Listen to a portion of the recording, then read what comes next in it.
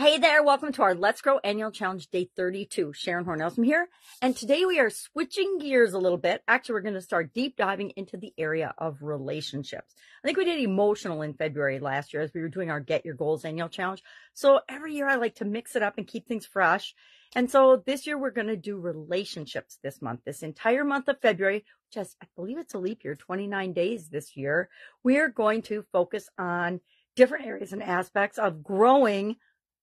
I'm going to say healthy relationships, right? We can all grow relationships. We're all in relationships, but are they all healthy? Are they all the way we want them to be? So our action item today is to define a good and healthy relationship to you. What does it look like? And some of the things I like to consider when it comes to this are communication.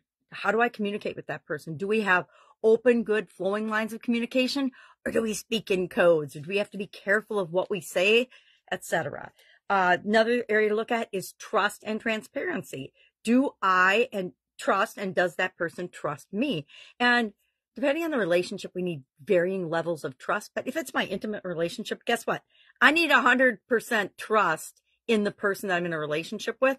And I give them no reason to ever distrust me.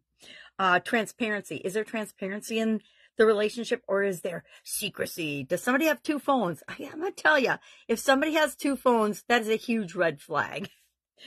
Finally, or if they're super secretive about their texting and phones, it's really interesting. If you've been in a bad relationship, which I definitely have been, you gloss over and don't see a lot of what is really going on right in front of your face. I did that for a couple of decades and paid the price for that. Boundaries.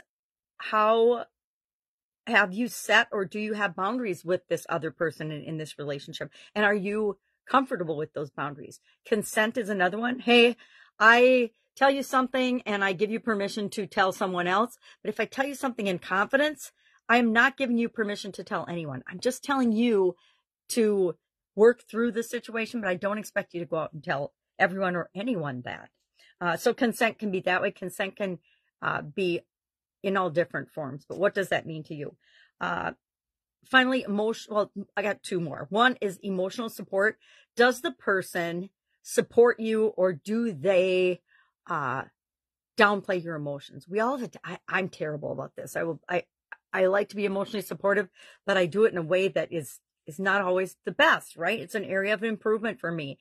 You know, if one of my kids or my grandkids is upset, I hate that, right? You never want your kids to be in pain. You never want your kids to be hurting. And I don't mean to downplay it, but I'll tell them things like, relax, you know, this too shall pass. All the things that you don't want to hear when you're feeling bad. Sometimes you just want to feel bad and work yourself through it. And it's definitely hard for parents and grandparents to do that. And we never want to see our partners upset, right?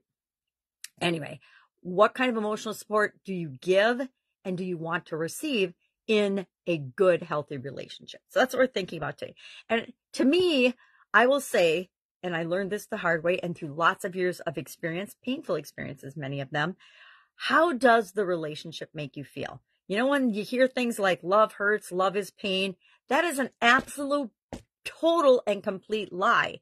If it feels bad, it's not right for you. It might be right for someone else, but it's not right for you. If it feels good, it is right for you. So that's always my litmus test. If something makes me feel bad more than it makes me feel good, that's probably not the relationship for me, and I need to back away from that relationship or sever ties altogether. If it makes me feel good a lot more than it makes me feel bad, there's always going to be good and bad in every relationship, right? There's going to be things that hurt our feelings. There's going to be things that make us feel awesome. But we always should be weighing that and saying, okay, if I look back on the last 25 years, have I felt good, and am I grateful for more of what's happened than what hasn't?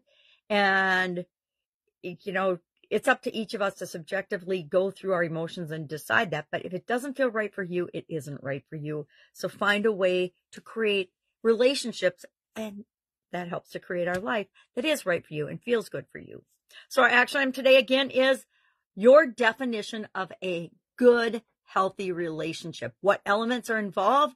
You know, they're all kind of like a sliding scale, right?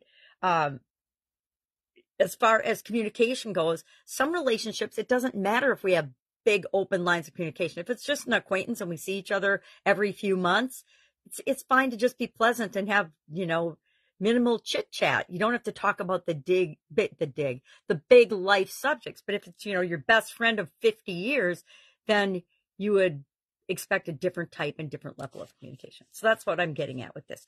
Course Guide 2 of the Let's Grow Annual Challenge private Facebook group has a write-up about this. Guide 1 will have the videos. Guide 2 has the write-up. So if you ever miss something or need something or want more information, you can go there.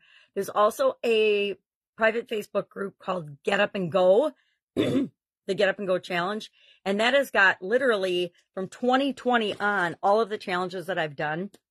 So in 2020 and 2021, during the pandemic, every other month I did a 30+ day challenge on something to keep us moving forward in the crazy times that were the pandemic. And then the last 3 years, I've done an annual challenge. And so all of those are in there. And I decided it was time to, that group is huge. I think we're up to 17 guides. I'm like, all right, it's time to start a new group for this year's challenge. So we did. All right. Any questions, hit me up. Otherwise, define good relationships, healthy relationships for you. And I will be with you tomorrow for another topic to help us dive deep into growing our relationships. Have a great day. I'll be with you tomorrow.